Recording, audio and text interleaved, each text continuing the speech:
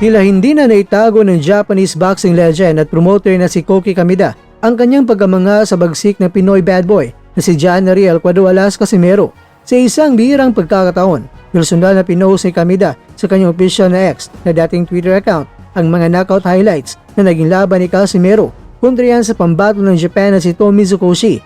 Ang nasabing post mga kwento ay mabilis na kumalat at umani ng samot-saring reaksyon mula sa fans ng Pilipinas at sa Japan. Matatandang tinapos ni Casimero ang laban via 5th round technical knockout noong December 27, 2025 sa Aichi Sky Expo. Mula unang round mga kwento ay kitang-kita ang kalamangan ng dating 3 Division World Champion kung saan pinadugo nito ang ilong ni Mizukoshi bago tuliyang pinatumba sa pamamagitan ng isang malupit na kombinasyon ng body shots at uppercut. Bago ang labang ito, naging mahigpit si Kameda kay Casimero, lalo na't ito ang nagsilbing comeback fight ng Pinoy matapos ang kanyang pagkatalo kontra yan sa pinsan ni Koki na si Kyunosuke Kameda noong Oktubre. Matatandaang binigyan pa ni Kameda ng babala itong si Casimero na kailangan ito magpakita ng disiplina at maging matino para makuha ang tiwala ng Japanese fans. Ngunit dahil sa pinakitang exclusive power ni Cuadro-Alas, mukhang nagbago ang ihip ng hangin. Ang post ni Kameda ng highlights sa senyales na muling nagningning ang pangalan ni Casimero sa merkado ng boxing sa Japan. Ang bad boy ng Pilipinas at ang bad boy ng Japan ay nagsama sa ilang fans na nagnais na makita ang susunod na malaking hakbang ni Casimero sa ilalim ng 3150X/Bumo Promotions. At dahil sa panalong ito at sa hayagang pagsuporta ng kanyang promoter, muling nabubuhay ang usap-usapan para sa inasam na tapatan laban niyan sa Japanese monster na si Naoya Inoue. Bagamat malayo pang tatahakin ang mga ganitong social media hype mula mismo sa isang Japanese promoter, ay malaking tulong upang mapabilis ang muling pag-akyat ni Casimero sa world rankings.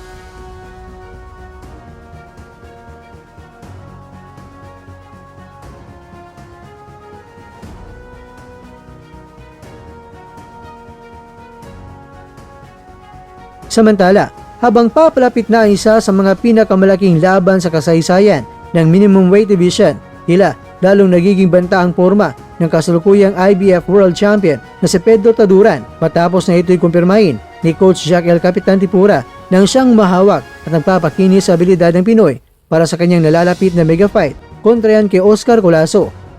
Sa mga kumakalat na video sa social media, makikita ang matinding meet session nila ni Tipura at ni Taduran. Kapansin-pansin ang pag-focus ni Coach Tipura sa bilis ng mga paa o footwork at ang mas pinapatalas na mga kombinasyon ni Taduran. Layunin ni Coach Tipura na dagdagan ng teknikal na aspeto ang pagiging agresibo ni Champ upang mapatumba ang boksingero na si Colasso. At ayon sa mga nakasaksi, ang pagsasama ng dalawa ay nagdulot ng bagong enerhiya sa kampo ni Taduran. Hindi rin nagpahuli ang mga ulat mula sa training camp ni Taduran sa Amerika. Sa isang viral video, ipinasilip ang naging sparring session ng kampiyon na kung saan ipinamalas niya ang walang humpay na stamina at lakas ng suntok. Kitang-kita ang kondisyon ni Taduran ay nasa peak level na at handang-handa na siyang makipagsabayan sa bilis ng Puerto Rican champion sa loob ng ring.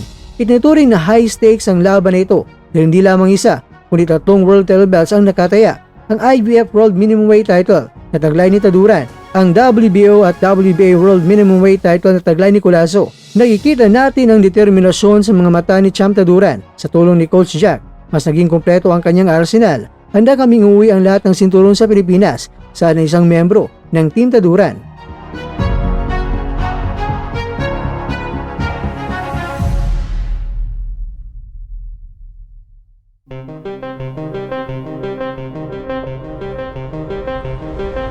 Mga kakwento, inaasahang magiging mainit ang bakbakan sa pagitan ng dalawang kampiyon.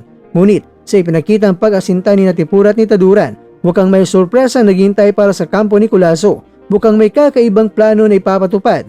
May boksingero sigurong bigla na lang tutuwad.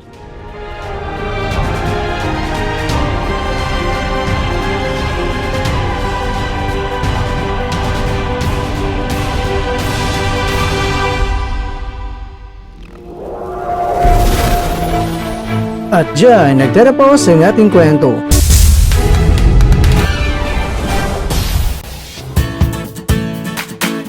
Maraming salamat mga kakwento sa inyong panonood. Pero baka naman mga kakwento ay nagustuhan niyo po ang kwento natin ngayon. Baka pwede niyo po akong mabigyan dyan ng like, subscribe at pa-click na rin sa bell button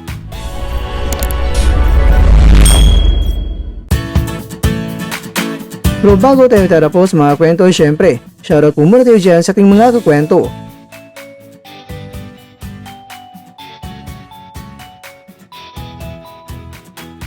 At ikaw kwentong nanonood ngayon, shoutout sa iyo dyan. Bueno, hanggang dito na po muna ang ating kwentuhan.